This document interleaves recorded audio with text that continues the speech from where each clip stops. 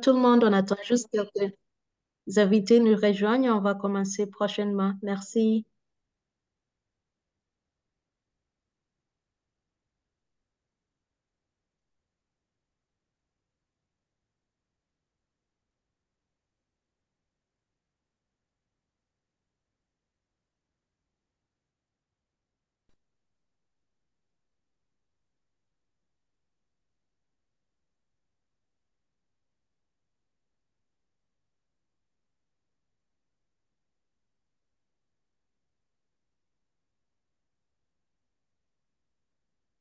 Okay, hello everyone. Bonjour à tous.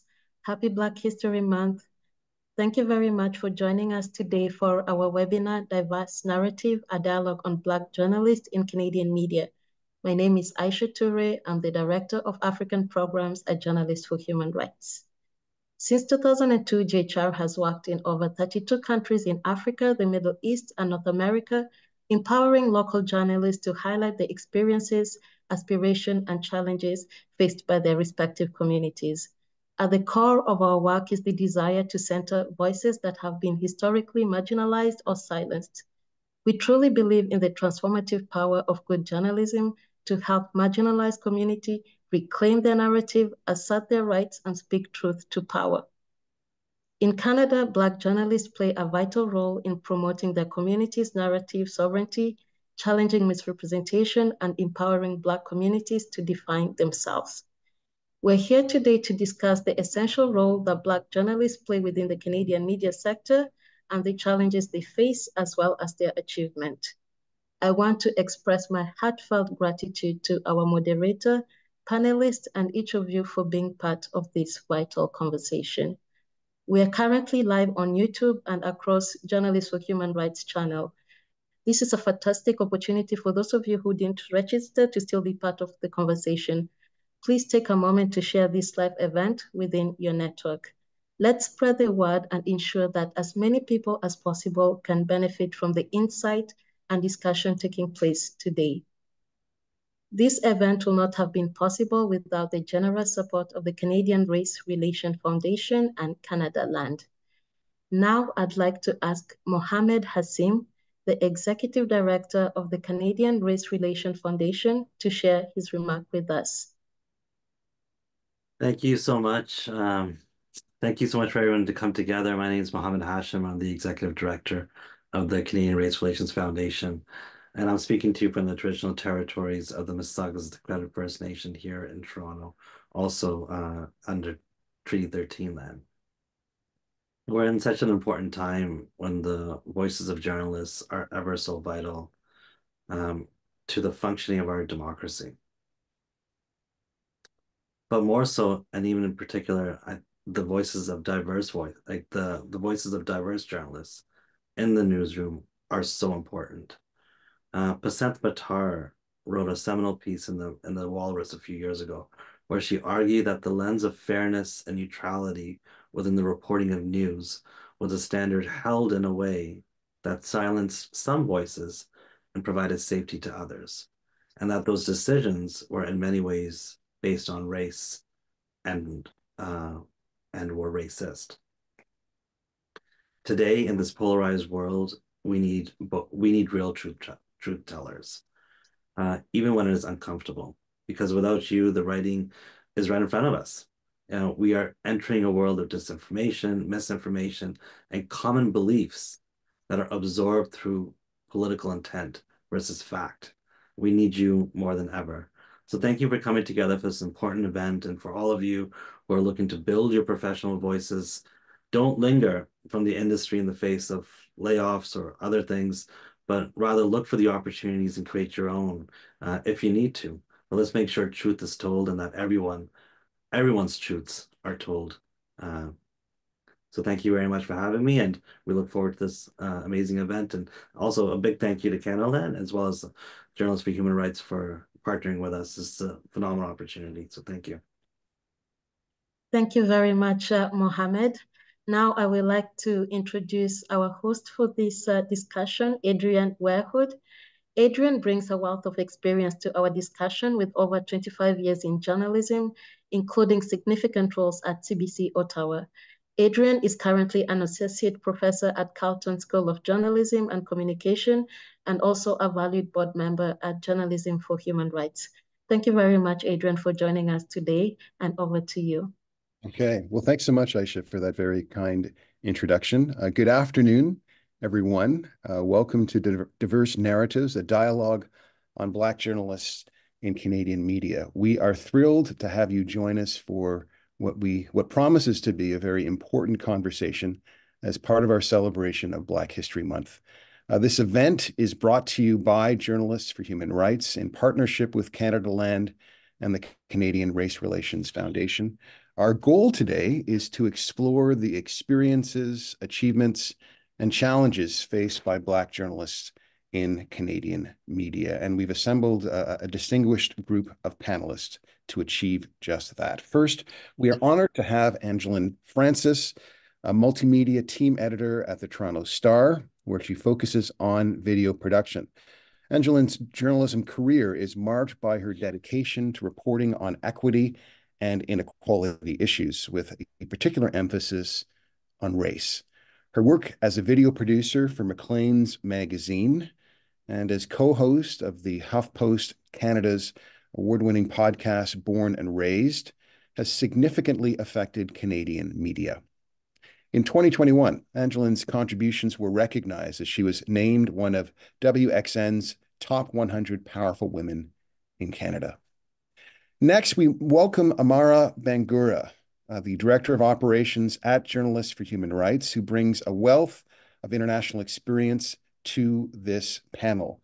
Originally from Sierra Leone and now based in snowy Halifax, Amara has an extensive background in community engagement and public service journalism across Canada, the UK, and several African countries.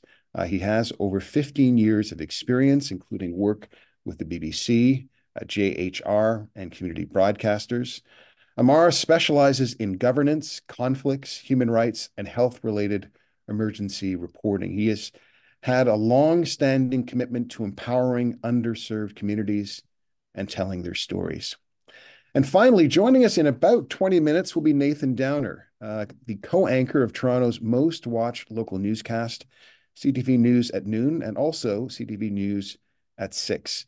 Nathan's extensive career includes roles as an anchor and reporter for CP24, where he covered events from elections to the Toronto Raptors 2019 NBA championship win. I don't think they're going to win a championship this year. His contributions have been recognized with awards from the RTNDA and accolades from the African Canadian Achievement Awards and the Black Business and Professional Association.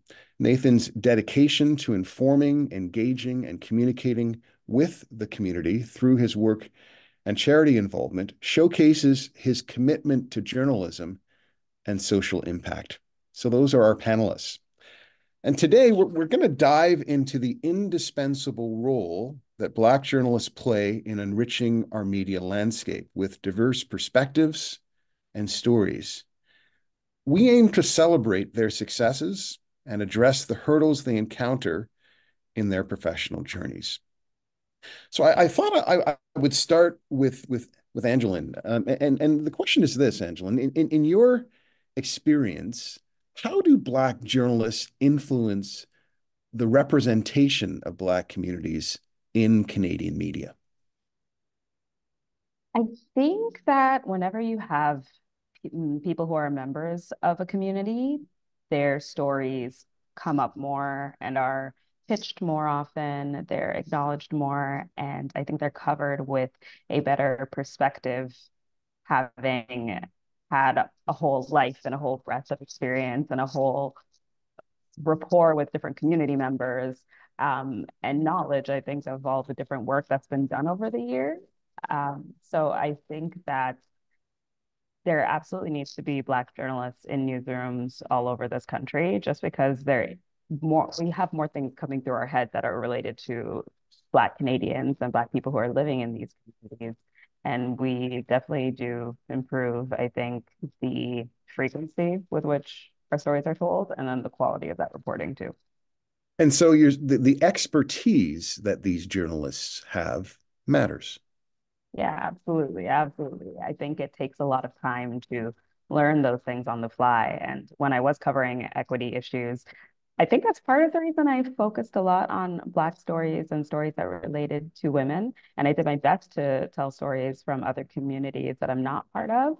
But I came upon a learning curve for sure. You have to learn the different terms that are evolving within that community. Like, for instance, I was in the process of covering more stories that I realized that the disabled community often prefers that term to people with disabilities, which is a bit more more legal and less colloquial a term. But being a Black woman, being a Jamaican woman who grew up in Toronto, I had a little bit of a window into a lot of different stories that relate to my community. And it helped, I think, throughout my career. Mara, the same question for you. In your experience, how do Black journalists influence the representation of Black communities in Canadian media? Well, we have to look first. Thank you to all of you. I think this is an opportunity for us to engage. Having platforms like this in the first place is where I think it's beneficial for us, okay? In the first place is we have to look at each other in terms of how we tell our stories. If we want to look at the representation, and representation here as Black people of color, right? We understand the content and context of the stories we are telling. We live in the communities. We share a lot of things in common with the people from whom we are getting the story. So it's a matter of we understand the story, we are processing this story, and we are dishing out the story for the good of the people where we get the story, and for the good of the people who are going to read this story, who are listening to this story, who are going to view this story. So having a group of Black journalists to be able to serve as a link between the community where they are from and the end users or the receivers of this story helps a lot in terms of representation. So when you ask the influence that Black people bring in, I think it's beneficial for both communities, the communities that we represent and the communities for whom we are telling the stories. Mm-hmm. You know, we often talk about the fact that presence matters, right? So the presence of Black journalists in newsrooms matter. The presence of Black journalists in the Canadian media landscape matters. What happens when the Black journalists are absent? What's the consequence of that? What's the significance of the absence of Black journalists from these spaces? Angela? It's huge. Angela, please. No worries. It is massive because I even think about it in the context of the fact that I'm not reporting as much anymore, but I am editing stories. I have colleagues reach out to me to ask me to read over some of their stories and see what points they're missing when it relates to the Black community. If it's renaming Dundas, well, at the time it was Dundas Street, now Dundas Square. Whether it's policing and Ferguson and the impact that that's had on our community. I'm still here to be able to offer that perspective to my colleagues. And I can think of so many different instances of either missteps or thin reporting or things that predate me at the Star, but I remember specifically our coverage of the Somali community related to Rob Ford's scandals was heavily criticized by that community. And I think that's definitely a consequence of not having, at the time, I guess, enough Somali reporters or anybody who could maybe point out that, ooh, this could be a stigmatizing framing for an entire community. I think it absolutely makes all the difference in the world when we have diverse newsrooms. Amara, what's the significance of the absence of Black journalists? Yeah, it's huge. To Angela's point, when Black voices are missing in the media, one, it affects the threshold of representation, right? We, like I said earlier on, we have the context because we live with these communities. But also, to the example that Angela just said, having reporting on persons with disability, on how they want to be referred to as, like maybe they want to be seen as persons with disability or person living with disability, all those kind of like descriptions, right? if you don't live with these communities, you do not understand. There is always some element missing in the way you tell those stories. But having those people who live within these communities, who interact with these people on a daily basis, would be able to bring into life some of the context that some of our colleagues wouldn't have. It would be also considered, consider we live in a community of all Black people, and we always see people of different background coming to get stories from us and telling us. I would one day ask myself, what happens to me or to people like me? Why are they not here? Why are they not asking me questions that other people are coming to ask me and then share my story? You know, there is also the issue of building confidence within communities. If I see someone like me, I feel comfortable to talk to them a lot. It's easier that way. But if we see some other people, like I said, I'd always ask myself, what is it? Where are my people? Why aren't they here? And when I do not have those questions, those answers to those questions, I'll begin to create a lot of doubt, you know, and it's important to have, to clear those doubts. Yeah, to add to But Amara, you're not saying, Amara, that non-Black journalists can't effectively cover Black community. That's not the point. No, that's not the point at all. They certainly can, all right? But what I am saying, yeah, they should, obviously. What I'm saying is, if today it's the same, tomorrow it's the same, I'd feel like a voice is missing. I want to be represented, all right? And if I don't feel represented, but my story is always out, I'd ask myself, how is this story covered? Why is it covered? And who is covering this story? For me or for who else? And you need answers to those questions. And when you do not have answers, then you begin to have doubts in the way sometimes the stories are told and who is telling your stories. Mara, I thought of an example when you were talking, actually, just because I think it kind of illustrates this point, not just in telling our stories where us and our identity and the Black community is at the center of it. I can think of so many times when we're looking for voices for a story about schools or about any random story that relates to all of Toronto, all of Canada. And we often do call outs among our peers and among people who work with us. Say, do you know anybody who might be able to speak to me for this story? And if most of my colleagues are white, most of their circles are also white. And then the people that we end up speaking to for our stories are from within the same community, versus an instance can come up where it's the anniversary of gay marriage being legalized in Canada. And I can think of like, oh, I have a friend and or her wife, maybe they would speak to you for this story. And that brings some Black queer voices into the star that may not have been there. Mm-hmm.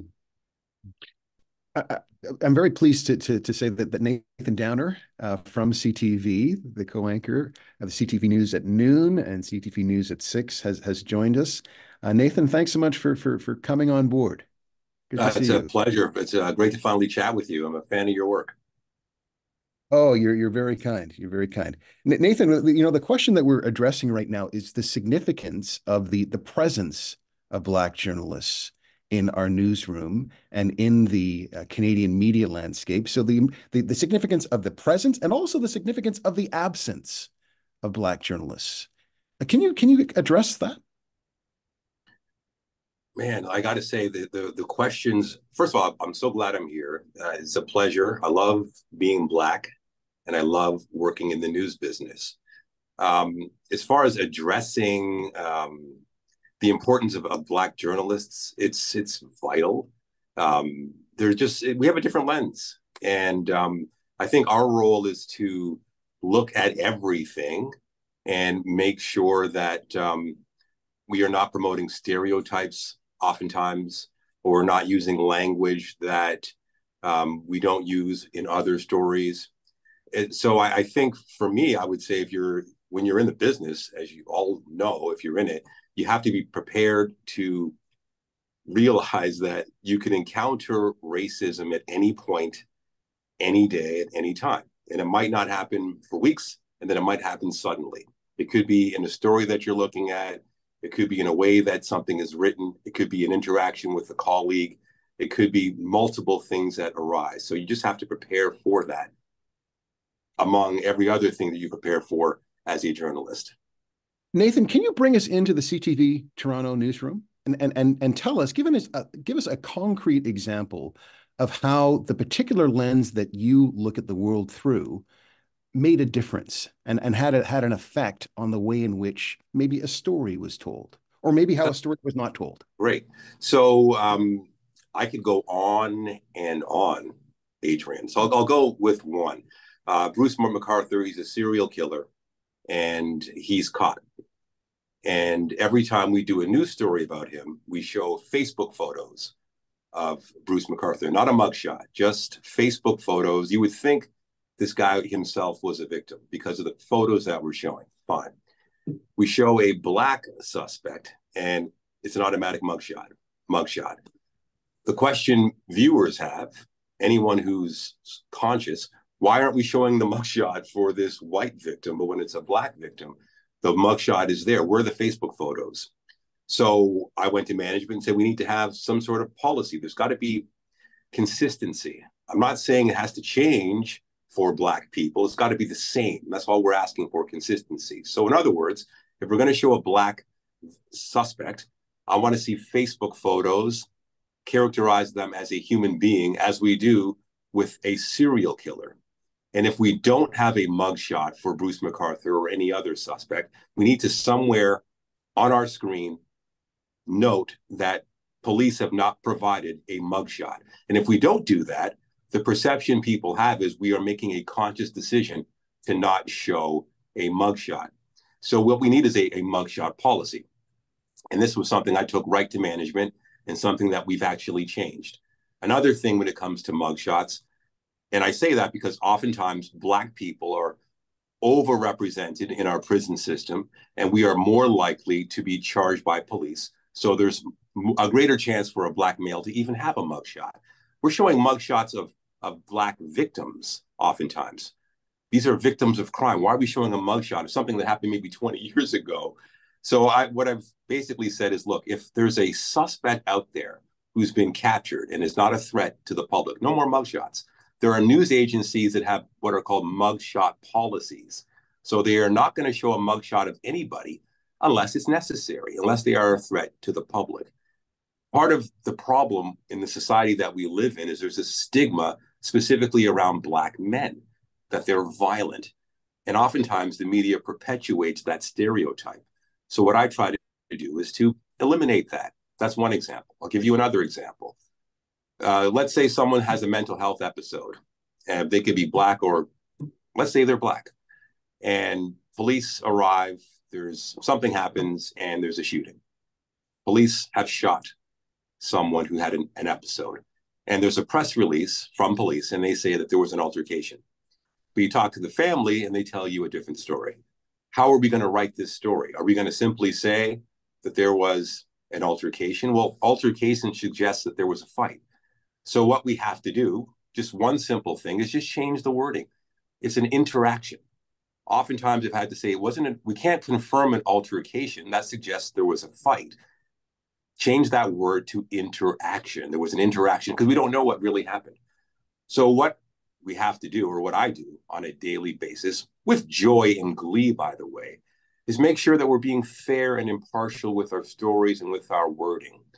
If a suspect is black, we can't describe him as black, violent, and dangerous, when with the exact same act is committed by a white person, we say armed and dangerous. I've had to present this and say we can't over-stigmatize black suspects by the wording. So I think that's just one small, narrow aspect of what I do in my role, which is a privilege to have, is to make sure that we're simply fair with the language. I can tell you another story. We've done stories about suspects who are white, who were teenagers, and we're describing them, 18-year-olds, as these young boys have been charged, these young boys. Black person, 18, he's a man. This man's been charged, 18, 19. I'm asking for consistency. So and these are emails sent right to the top of the chain. For any suspect who's 18, we have to decide, is it a man or a boy? And if the answer is it's a man, for all 18-year-olds, we're going to describe them as men.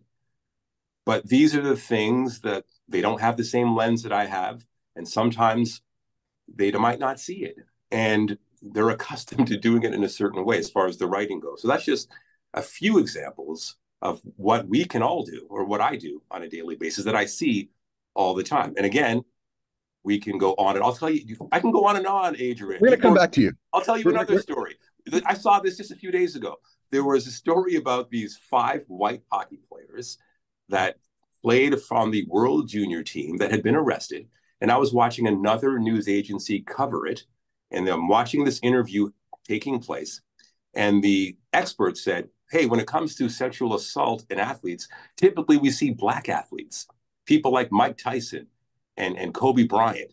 And I was shocked that the person doing the interview didn't push back and say, not always the case. It can be any ethnicity when it comes to sexual assault. I've done stories about hockey players before. We've done stories about gymnastic coaches, NHL hockey coaches. There's no limit to the type of person that can be charged with this. The man promoted a stereotype on live TV and the interviewer didn't say anything. So my point is, when I say be prepared to encounter it, even when you're speaking with a guest, be prepared, and you have to push back. You can't just sit there with your mouth closed, allowing your so-called expert to promote a stereotype.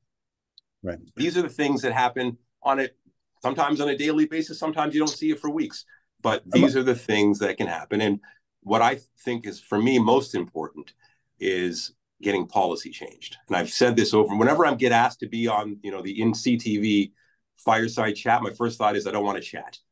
What I want is change. No more talking. How much talking do we have to do? I want to see, will this change policy? And if the answer is yes, I'm on board. If the answer is no, then I don't want to be a part of that. I want policy change, Adrian. Indeed. Nathan, we're going to talk more. We're going to talk more. All right, sure. About things. But, you've kind of, you've laid down the gauntlet, the proverbial gauntlet there. We could talk this one question, Adrian. We could go on Nathan, hours on that one question. Because there's a multitude of places where it could go. Sorry, go ahead. Indeed. And Nathan, I want to Amara, because Nathan is a person with power, right? Nathan has some power in his newsroom. Nathan is the co-anchor of the CTV newscast, right? Which means that he has a little bit of heft, right? Yeah. He's talked about how he intentionally intervenes, right? Like as a journalist, as a Black journalist within his newsroom, he has intervened in significant ways.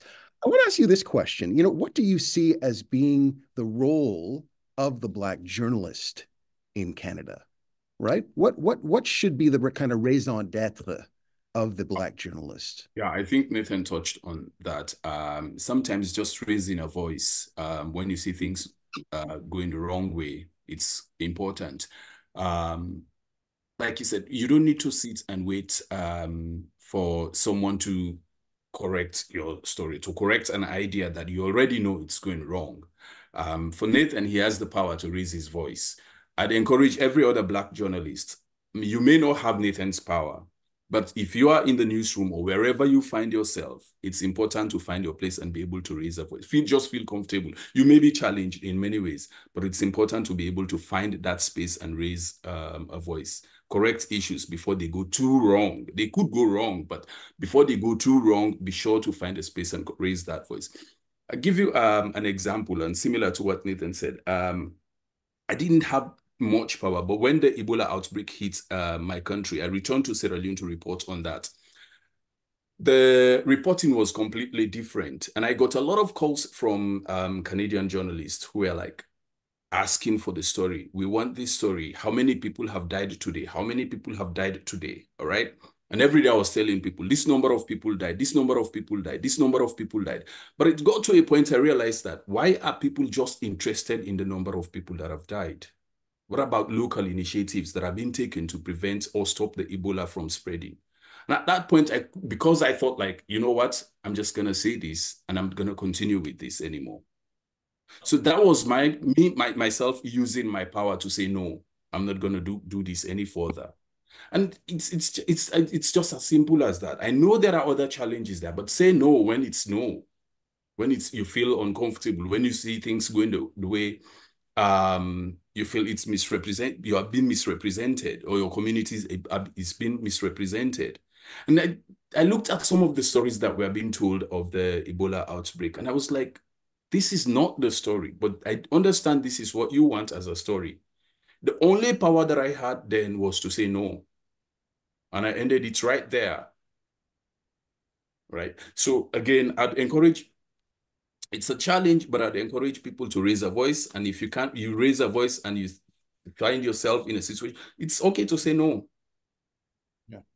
And Angela, there might be some Black journalists out there who are watching who are saying, and I don't mean to embarrass Nathan, but they might say, I'm not Nathan Downer, right? I'm not the anchor of my newscast, right? I am a middle-ranking journalist in this newsroom.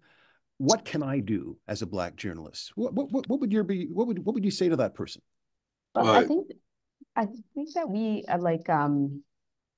just to even set the stage for it too, the Canadian Association of Journalists started collecting data on race and diversity in newsrooms that is meant to be self-reported by newsrooms. So it's not necessarily extensive. It depends on who responds. But from what they do collect, they see that Black journalists are more likely to be part-time and interns. So most of the Black journalists who are working in newsrooms in Canada are in those precarious positions. Like, I think very often about the fact that I'm the only full-time Black woman at the Star in editorial, apart from our editorial assistant. It is not it's not a position without power to be in the room at all. I think that even if you are present and you're in a precarious situation, and if you feel like you don't have as much of a voice as some other people in the newsroom, it's still worth speaking up. I don't think that it leads to as many repercussions as we might think. I think we're at a good time in history right now where there have been some unmistakable instances where newsrooms across here and the States have proven that they're not great at covering Black issues. Like, case in point, and Nathan's comment about police coverage, I always am so mind blown to see what the police press release of George Floyd's murder was initially, and then what actually was revealed when we all saw video footage of how he was killed. So I think that since something like that has proven at such a wide scale that these newsrooms are not doing a great job, if you point it out and you try to honestly save them from embarrassment, it should honestly be welcomed. But if you are concerned about speaking up and about not feeling like you don't have a lot of power in your newsroom, I think there's power in numbers. So I think it's always very helpful when my colleagues and I all kind of get together. When you find the allies in your newsroom or the people who are in your community in these newsrooms or part of other racialized communities, it's really helpful, even if just for venting on the little day-to-day things, to get together and figure out ways to raise your voice together, whether you write a collective letter or email all together to the people in power in your newsrooms, or if you're a reporter and you just make those very distinct decisions with how you cover your own stories, like how you want to describe the people who you want to quote first in your stories, who you want to even seek out as an expert interview in any of these stories, because I always would seek out women and racialized people first when I was looking for an expert on anything. I really respect the lifestyle journalists I know who look for Indian wedding planners to quote in their stories, because why not? It doesn't make sense to limit your scope. So I think there's a lot of ways, whether it's just in doing the day-to-day work or when you want to speak up about something. I think just find your people, find the people who will be receptive to what it is you have to say. And those things are totally within reach, even if you're a younger person or someone who is more precariously employed. Nathan, what do you say to those kind of precarious, Black journalists, those Black journalists who might not have the job security, right, that you maybe have? What do you say to them when they suggest that it's difficult for them to assert themselves in the ways in which you're asserting yourself? How do you respond to them? I understand fully. Can you hear me? Yeah. Yeah, I would say, first off, I understand fully. I didn't start off as a news anchor. So like most people that started off at the bottom had to work my way up. And just like what Angeline said, first off, you can control what you're doing with your own stories. So I would do things like seek out Black experts on every story that we covered, just to normalize seeing Black people on television. Yes, you want to look for allies as well. You also want to be great at what you do. You want to earn the respect of your colleagues. You want to be a hard worker producing great work, great stories. All those things combined, it affects how they see you. And when you've got a solid reputation in your newsroom, it helps just with your voice overall. And also how you present it, as it's something positive. For me, when I used to work at Global News, one of the things I did was I went out to various communities, starting off with Black communities. So I went to the Jamaican Canadian Association, the BBPA, the host of Black groups, and I did a presentation explaining why we need you as an expert to be in our stories. And I'll explain why. I was doing a story about some sort of legal story, and I wanted to find a Black lawyer, just to have a Black lawyer, just simply because I wanted to see a Black face as an expert.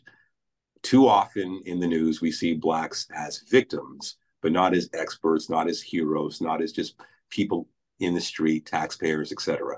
So I wanted to just get a lawyer. I called a few Black lawyers that I knew, and I was getting no's.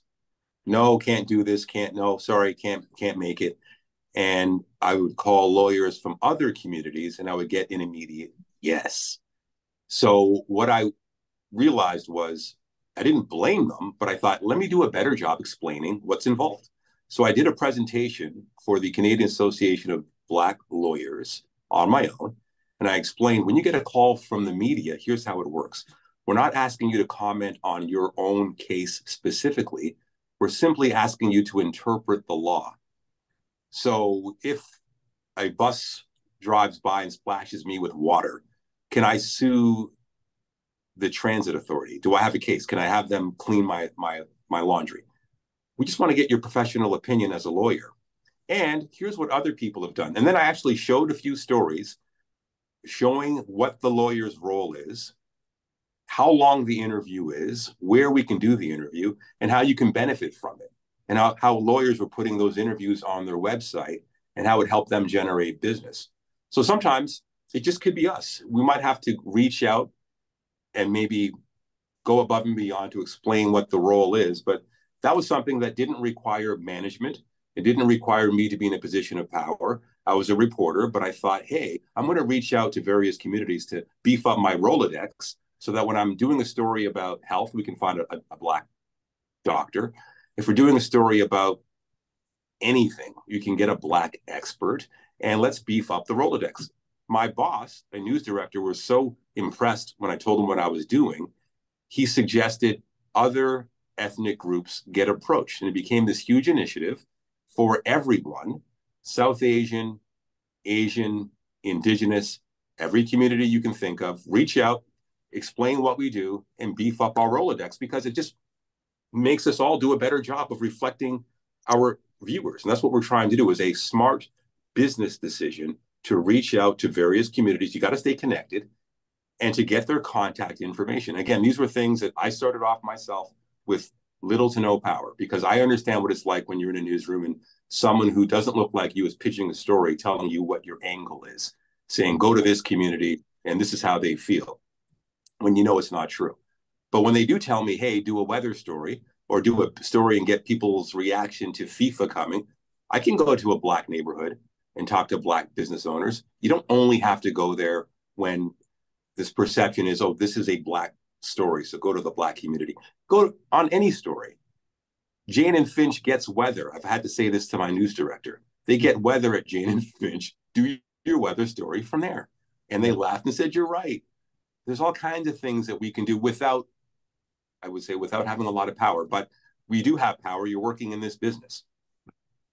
The history of Black journalism and Black journalists in this country goes back about 170 years. You know, the first Black newspaper was launched in the 1850s, Voice of the Fugitive.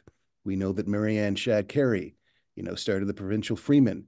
We hear of people like Carrie Best, right, who published the Clarion newspaper. Yeah, in Nova Scotia. In Nova Scotia, and on that first issue was a picture of Viola Desmond. We know of papers, for example, like Contrast, which was the most significant, Black Canadian newspaper in the 1970s and late 60s, 70s, and 1980s. These papers, these journalists have always played a role of kind of defending the community, right, of being advocates for the Black community, of ensuring that the stories of Black communities are told. The question I have is in 2024, what kind of Black journalists and what kind of Black journalism do Black communities in Canada need, right? What kind of journalists do Black communities in this country need? Amara? I think we need people like you. We need people like Nathan, and we need people like, with all these brilliant initiatives, right? Nathan just gave us... Angeline. Of course, and Angeline, yeah. I definitely will come to Angeline, definitely. You all just gave us some brilliant examples that were brilliant. Nathan's brilliant initiative of going to the communities, asking them, what is the story here? Talking to people and telling them why they should share their stories. All right, that's important. And Angeline going to one community and saying, this is the story that I have. I want us to work together on this story. That's important. And you now, like with all your experience, having worked with people, we also need people like you who many other journalists who look at and think, I want to be like him. When I grow up, I want to be like Adrian. I want to be like Angeline. I want to be like Nathan. We want these examples. Okay, we need more people that would inspire young people, more young Black journalists coming up to look at and say, I want to be like this. I want to be able to represent my community. These are the initiatives that I am bringing up. These are the initiatives that these people have built on for us. This is the foundation that I am coming to build on. Okay, we need just that. Angeline? Adrian, I think about your question and it sends my brain in a lot of different directions because I think about it primarily from a Black audience perspective and what Black Canadians and readers want to read and need to read, or watch, honestly, as well. And when you mentioned Contrast and about how it was predominant in the 60s, 70s, and 80s, and I think about what society looked like for the Black community at that time. And in all honesty, I don't think it's changed as much. I think it has changed in some regards, but I think that we still face these same issues. What Nathan was talking about, the perception of Black people being more heavily criminalized. And it's evolving with how society is changing. I'm working on a few stories that have to do with artificial intelligence and how that's evolving and how race plays into that and how poorly tailored to Black people and people with darker skin these different kinds of functions and features are. Like I used a hand soap tab the other day and I am like as pale as it comes and it still wasn't recognizing my hands when I put it underneath it. I just think about it in so many different ways. So I think what we need is stories that still advocate for us. I do think that that is a particular role that journalism does serve.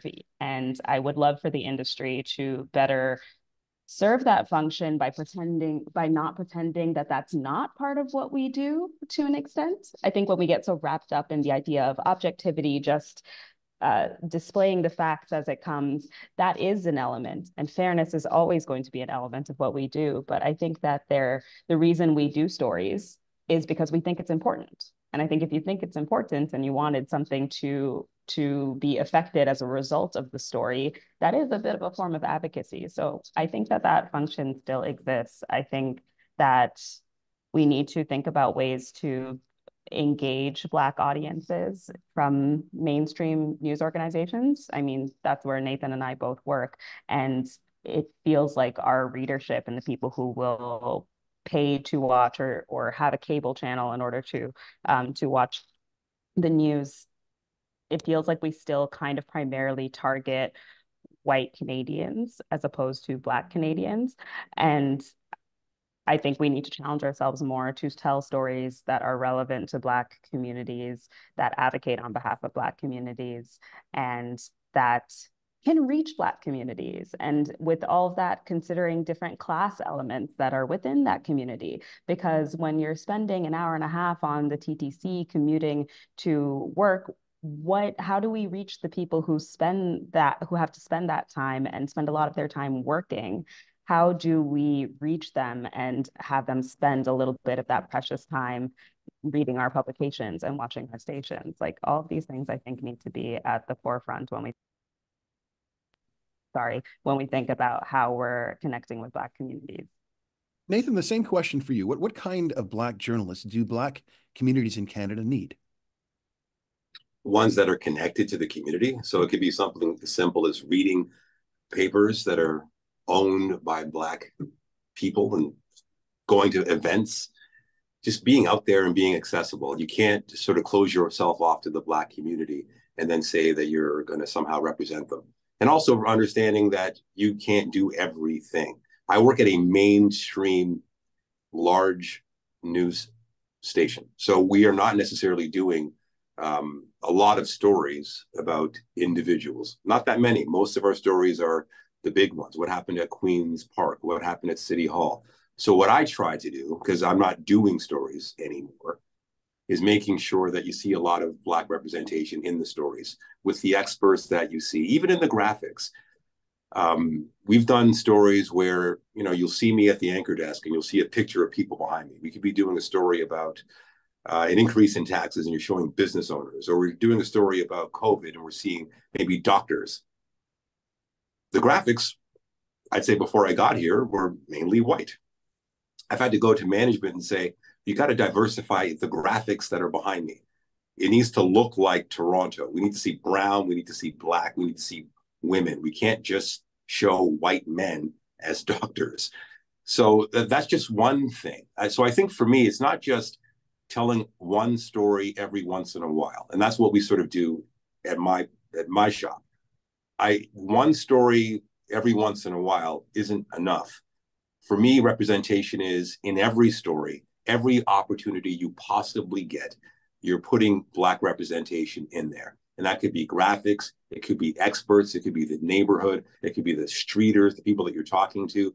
We want to normalize seeing Black men and women on camera.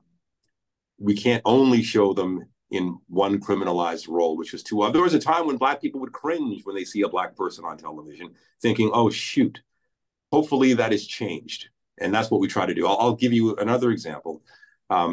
Running up to the past few elections, I noticed I just didn't see a lot of Black political experts.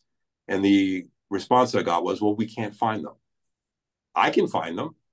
So I made it a point to go out and find Black political experts that can talk about what they think and pontificate about the upcoming election and give us their opinion. And guess what? The reception was great.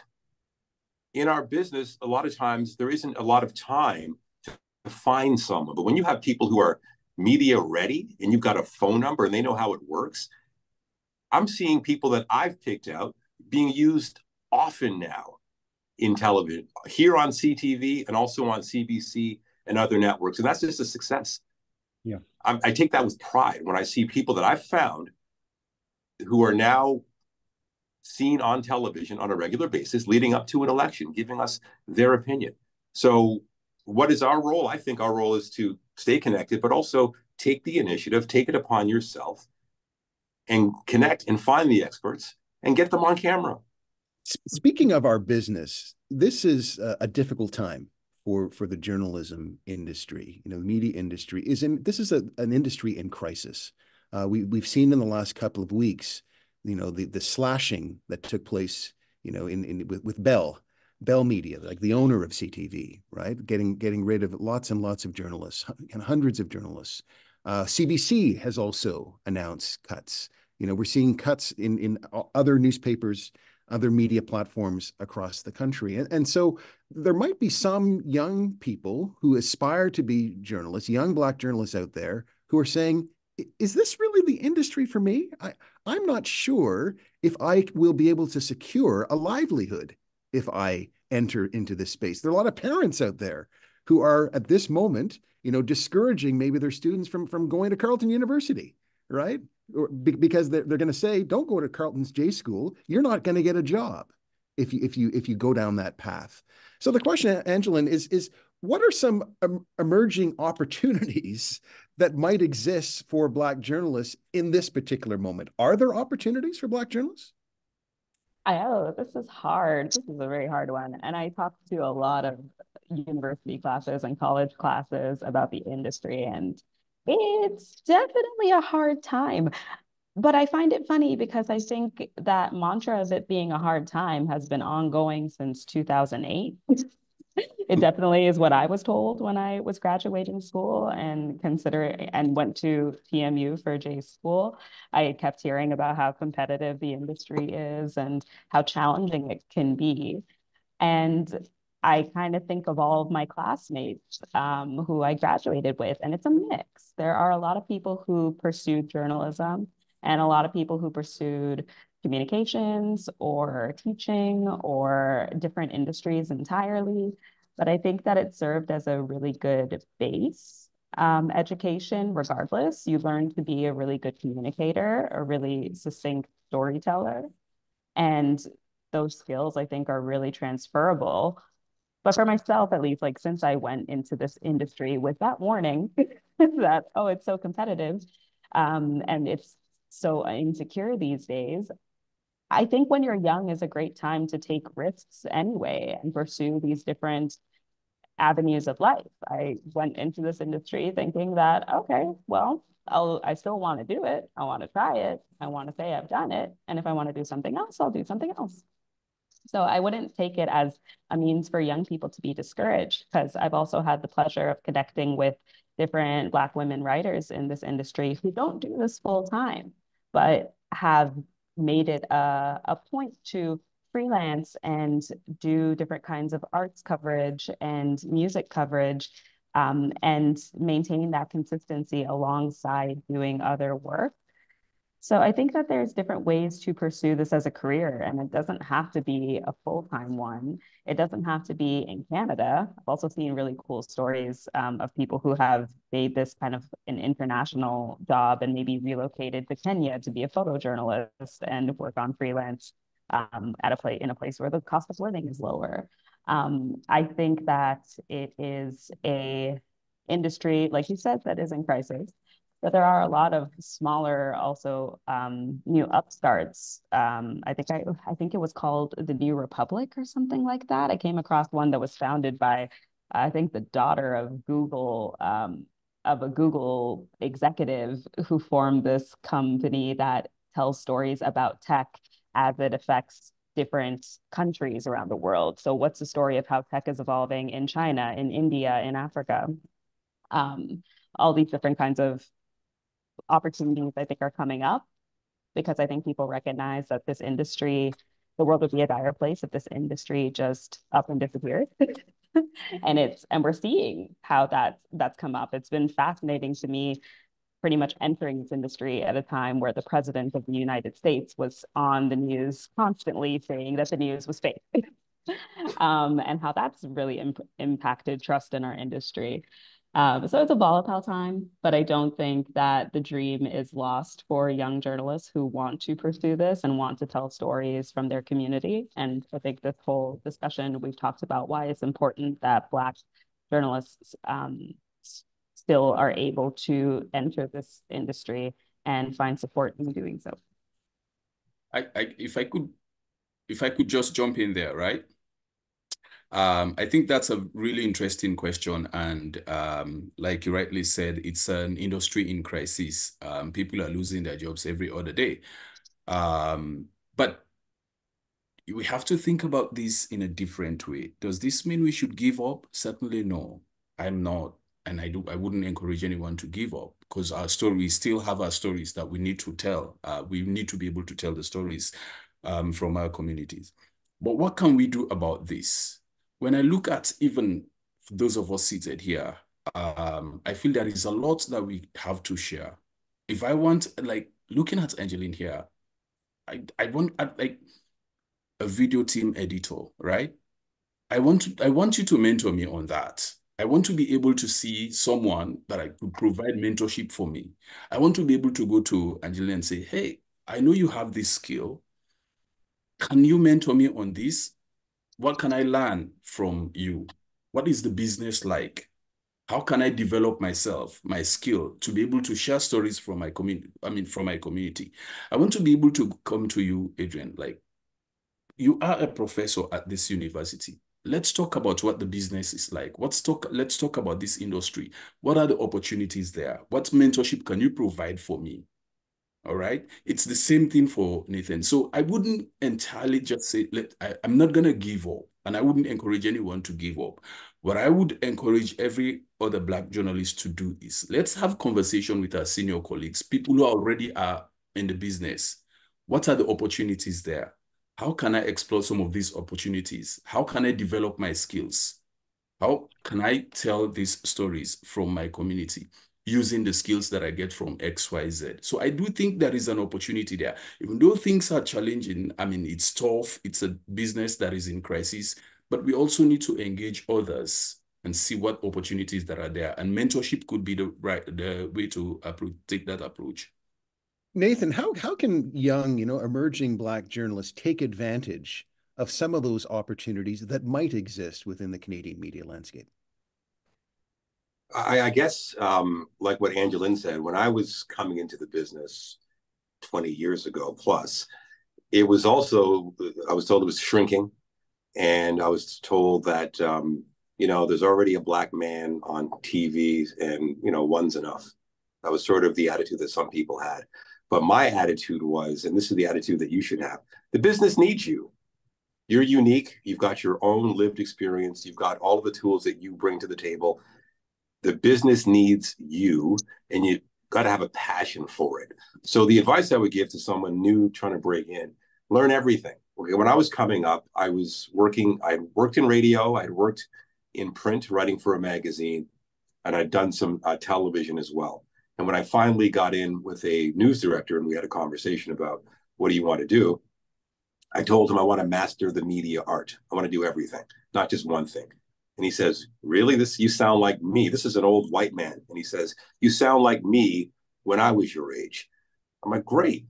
So I would say if I was trying to get into the TV business, I would say I want to learn how to shoot, like with a camera, learn how to cut and edit, learn how to voice.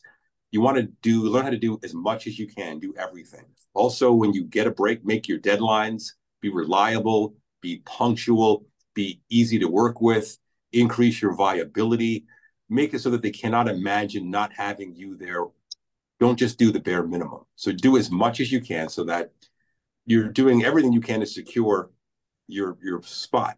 No guarantees. I know we are not the boss and we don't have complete control. And yes, anyone can get cut, and that's sad and that's difficult. But I would say increase your chances by doing more than what's required and learning as much as you can in the business.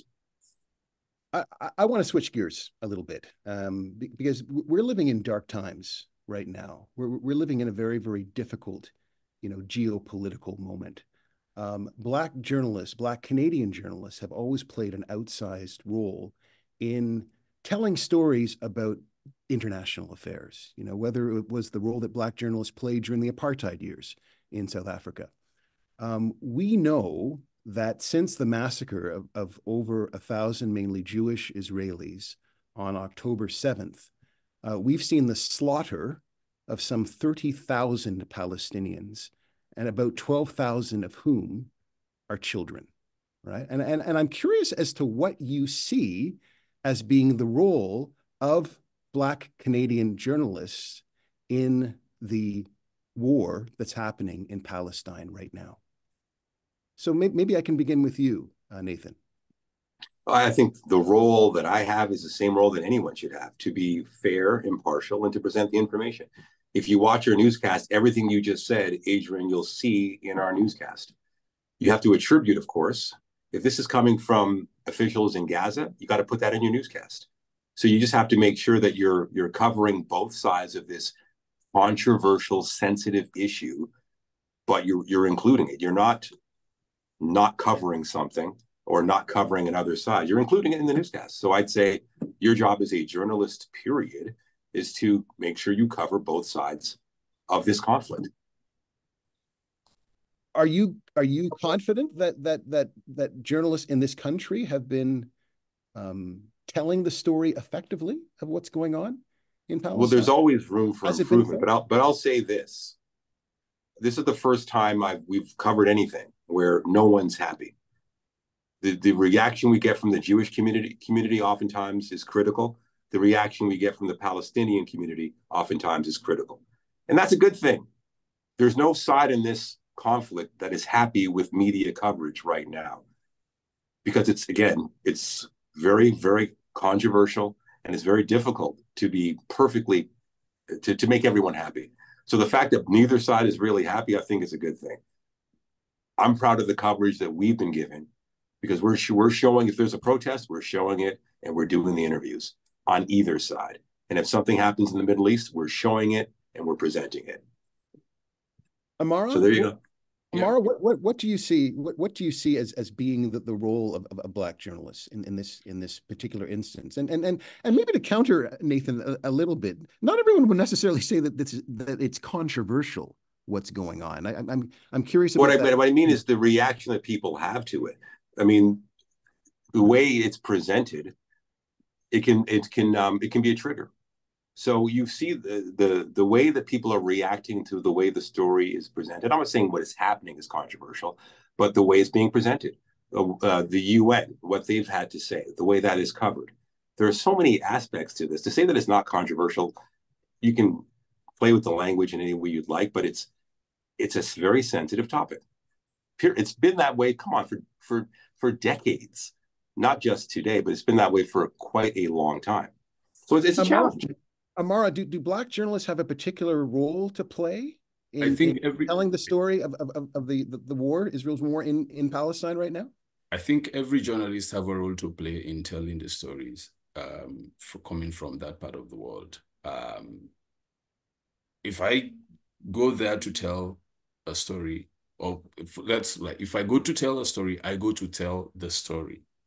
And as a Black journalist, it depends on where I am telling the story, for whom I am telling the story. Like if my target audience is the Black community, I would want them to know what is happening in the story. So I find a neutral ground, I find a neutral place to tell the story. It's important for the Black community to hear what is happening, to know what is happening. And it is important for a Black journalist to be able to tell these stories. So I do think there is a space for Black journalists to be to tell the stories there, and I believe the Black community would benefit a lot hearing from Black journalists. But it's like Nathan said, it's important to find the neutral place to tell these stories. Understanding that, like he said, it's very sensitive at the moment, and so I mean, you can understand why people shy away from that. Why? Why do they shy away from it? And I'm going to ask this question because, you know, I remember the 1980s. Like, I remember how the apartheid story was told. You know, the Black journalists that I was reading and learning from, they didn't use the term controversial to describe what was going on in South Africa. It was clear what was going on in South Africa, right? There wasn't any talk about fairness necessarily, right? It was black and white. It was clear what was going on, right? In terms of what's going on in Palestine right now, we know that 12,000 children have been slaughtered, right? We know that hospitals are being destroyed, right? We know that. That's not controversial. So is there a particular role, a kind of a moral role that Black journalists, given the experience that Black journalists have had, is there a particular role that Black journalists need to be playing at a time like this? Well, you have to report it. Yeah, I think it's very simple. Forget the word controversy for a second. You have to report what's going on. Our job is to report.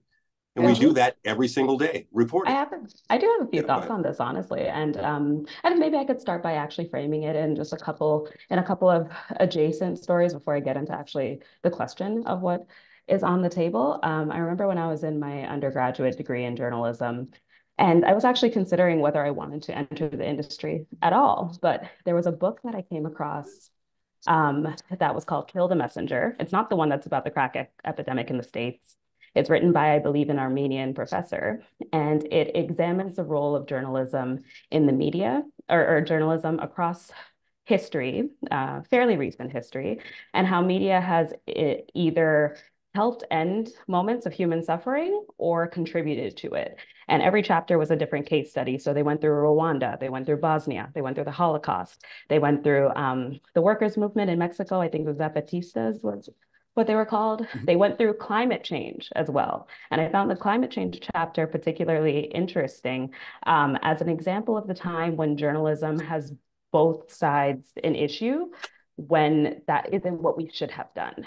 What wound up happening a lot in the interest of trying to display people who were warning that if the earth was warming, this would be the downfall of humanity and had scientific backing to enforce that. We also had to find someone who was trying to say that this wasn't an issue. And we actually lost a number of years in how we could have been covering climate change and changes in the environment because we were very stuck on this instance. And I think earlier in our conversation as well, we spoke about how as journalists, you are making certain calls. You're making them with fair judgment that I don't think the average person in society has in their toolbox or as part of their day-to-day tasks. We approach things with fairness, but we do approach them with, there are certain calls that we make. There's perspective in what we cover. And that comes up in who we choose to speak to and how we amplify these voices. And I will say that on this topic in Canadian media, for years and years, and what I've observed as a student up until my time in this career, we have never, I think, really covered the topic in a way that is in true proportion, I think, to what has happened. We're always a little focused on equality rather than equity when we cover this issue, I think. And with that in mind, when, like you said, Adrian, there are 12,000 children who have been killed, there are continued military operations that are being put forth by a government despite a ruling from the International Court of Justice that said such actions need to stop. When we see these things going forward, and what, again, that same court has determined to be a plausible genocide, I think that it is our responsibility to draw these parallels to history, to imbue a certain amount of perspective so that we can report fairly on what is going forward, on what is happening, and report on what is the most urgent, I think. Because I think that what we really need to understand and redirect our attention to is the fact that what is happening currently is a military bombardment that should have ceased. What's happening? Yeah. Thank you. I do want to include some of the questions from our audience. And so there's a question here about the role of allies. And the question is, how do you get allies to also do this work in ways that are meaningful and effective? How best for allies to engage so that you are not the only ones doing the work to ensure stereotypes are challenged and that coverage is fair, consistent, and genuinely balanced? Amara, do you want to tackle that question about allies? Sorry, can you read that question again, please? Yeah, it says, how do you get allies to also do this work in ways that are meaningful and effective? How best for allies to engage so that you are not the only ones doing the work to ensure stereotypes are challenged and that coverage is fair, consistent, and genuinely balanced? Actually, Amara and Adrian, would you mind actually if I picked up on that for a second? Just because I think it does tie into... Yes, please do.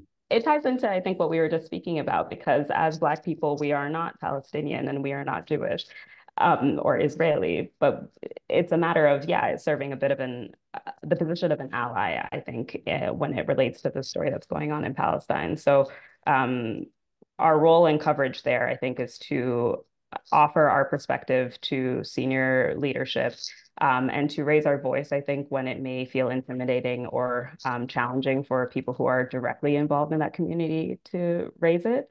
I think it is particularly common when it comes to Israel and Palestine, that it almost seems like there's it almost feels like there's a particular amount of fear that I think our Arab and Muslim colleagues have when they want to raise issues with coverage. So I and other allies in the newsroom may want to be that voice.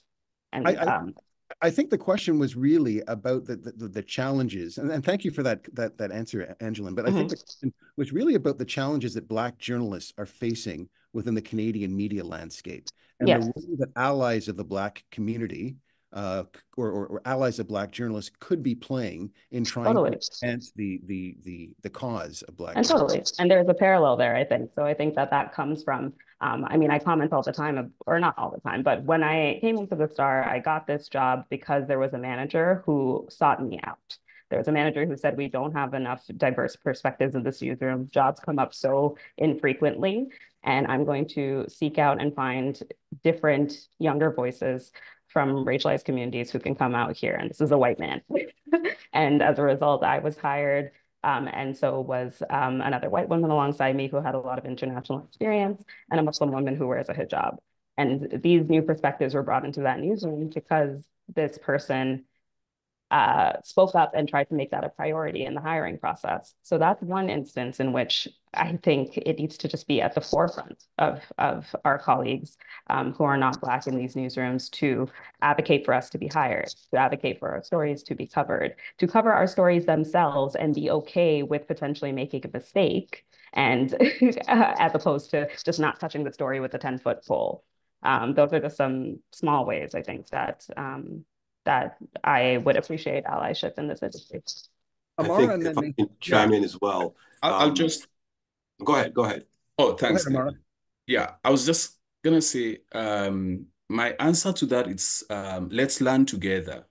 If you're an ally, it's important to learn from it. It's important to learn from these communities. It's important to hear from these people, your friends or whoever that is around you, what their perspective are, what the stories they are telling, how they want to tell the stories, how they feel about issues, and provide the necessary supports that you can. It's important for us to have conversations, even platforms like this. Let's share ideas. Let's feel comfortable to talk to each other rather than create assumptions of how I feel and how you feel, or how you assume that I want to be represented in a certain way. So without these conversations, we wouldn't be able to.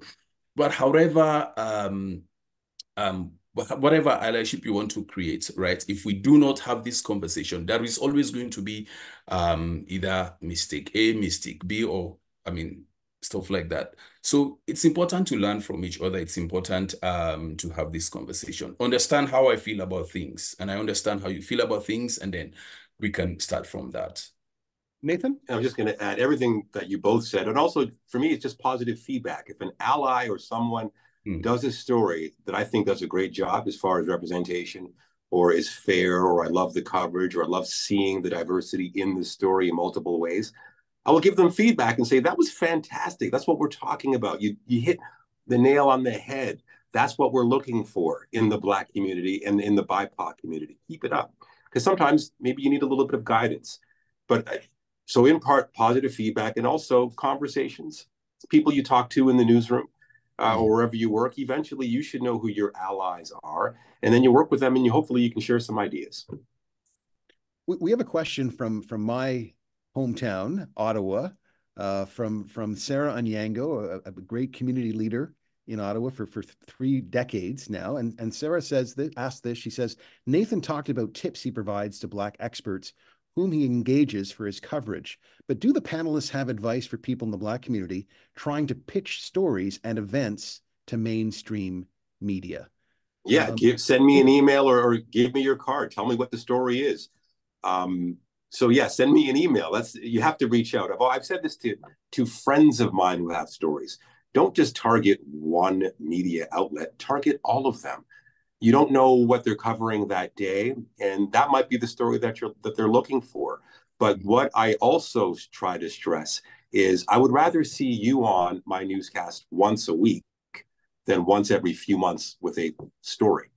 So what I find very effective is when I'm in touch with the community, finding out what they do for a living as a profession, so that if we're doing a story about the housing market, we can find the Black agent or the Black mortgage broker and put them on. That's, to me, goes much further than a story that we do in mainstream media that might be once in a blue moon. For us, for print or for a smaller paper, that is different.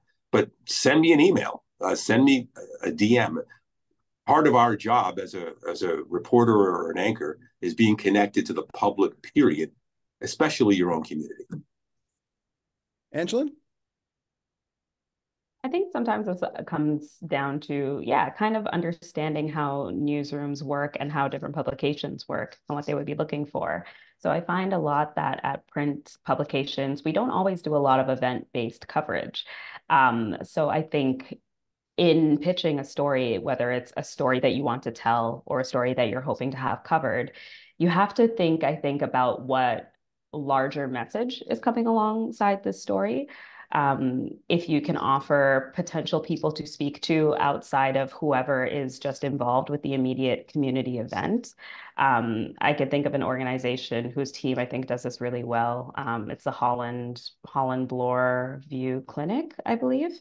They've reached out to me before when they were doing an art gallery or there was an art exhibit of pieces by patients that spoke about sexuality and disability. But as opposed to pitching me on this art gallery that they're putting forth, they said, wouldn't a story about what sexual education is like in the disabled community, wouldn't that be cool? Perhaps you could speak to this person and this person and this person who also happen to have pieces in this show. So as a result, I'm talking about the show, but it also is a larger story that is embedded there. And I think who you reach out to could be handy to know. I think it's worthwhile reaching out to reporters directly who may have a little bit more time to sift through emails versus assignment editors who go through hundreds and hundreds a day. So I think not being discouraged if you don't hear back from somebody, but trying different pillars in a newsroom may help you get a good response. Right, and it's so broad, and it's hard to give a perfect response, because you might pitch the perfect story and still it might not get covered because there's a snowstorm. But I would say, generally speaking, in the news business, we're looking for people impacted by the story. We're looking for a subject, not so much an expert to wrap a story around. So if, let's say, you've got a camp and you're running this new camp and you want us to do a story about it, well, we wouldn't want to just talk to a camp counselor and that's it. We want to talk to the kids. So we'd want availability. We want to know when we can come. We want permission. So all those factors are a part of it. So you might have this great story, but if you're not giving us a subject to talk to, it might not get covered. So part of what we can do, being in the business and being connected to the Black community, is to sort of explain, well, this might be what's missing. Or if you invite these people to your event, then there's a better likelihood of getting coverage. If you get this person to host or MC the event, it might increase your chances. But again, I'm speaking in such broad terms that I have to figure out exactly what you're talking about, and then I can probably address it more specifically. But that's just sort of a general response. I'll just give you a quick example. When I was a producer in London for a show, what we did was to create what we call community correspondents. These are just people we identify in communities. So if like community representative have story ideas and they cannot reach the media directly, these are people that they go to easily and can pitch their stories, and these people can reach out to the media, because at the end of the day, the journalists want the story from the community, the same way the communities want their stories to be told. So there has to be a point of contact.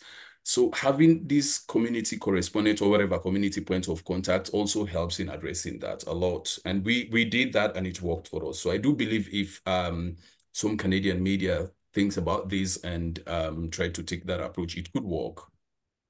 Yeah. And also timing of it, just one other thing. So if you're pitching a story, you sometimes got to be creative and it's got to be timely. So if it was, yesterday was Valentine's Day, if you had some sort of Valentine's theme in your story, it might have been covered. simply because we want to do a Valentine's Day story on Valentine's Day. So sometimes it's just the timing. And if you can take advantage of the timing, it could be March break or school's out or holiday season or a special event. Sometimes those are the things and those are the ways that you can get media attention. We're rapidly running out of time. And I just want to check in with the boss, Aisha, to find out if do we have time for another question, Aisha, or do we have to wrap up? Do we have? I think we can take one last question. Yeah. Great. Okay. Yes. There's a question here from an anonymous attendee, and the attendee writes, regarding allyship and the coverage of sensitive topics such as Palestine, what do you envision Black journalists' role in coverage of growing anti-LGBTQ2S+ rhetoric, movements, and provincial policies across Canada? Maybe I'll start with you, Angeline. I think that's it's a very good question. It's becoming more and more urgent, I think. At the Star, we have different kinds of training sessions from time to time that our management organizes to really refine our skills on feature writing, on graphic visualization and things like that. And the team at Pink Triangle Press, which runs Extra, and I believe a few other publications, but it's Canada's queer media out. I'm blanking on the term, media organization. It's Canada's queer media organization that I'm familiar with. They ran a workshop for us about covering queer and trans communities, and it was really relevant to the time period. I guess it was in September when there was a lot of marches and protests about which thing was it, but it's just become such a flashpoint in this season. It's similar, like these things are so cyclical, because I imagine this was a situation in the 80s as well. Like it's always come back around.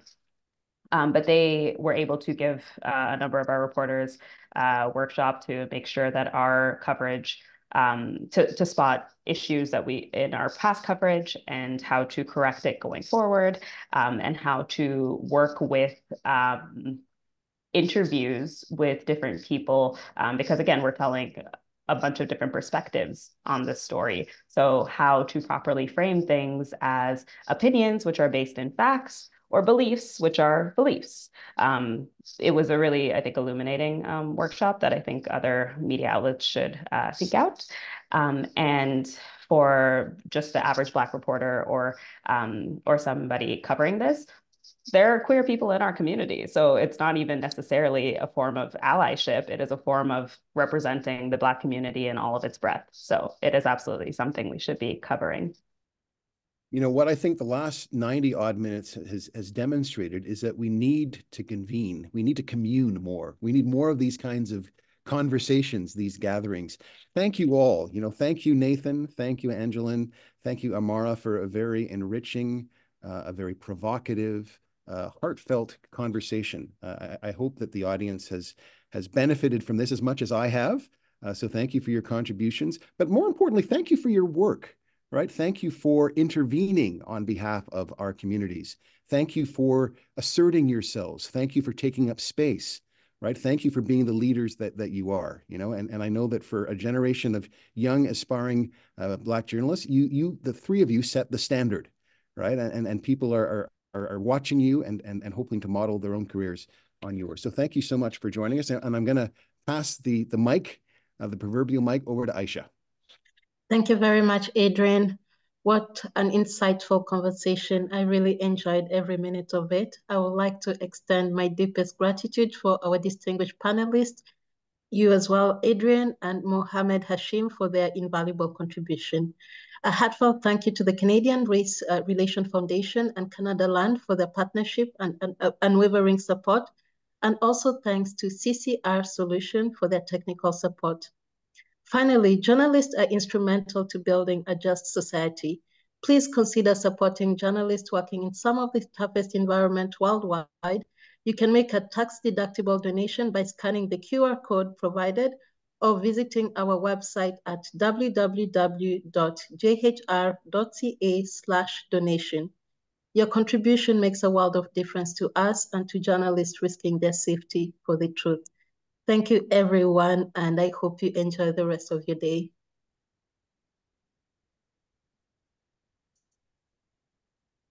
Thanks for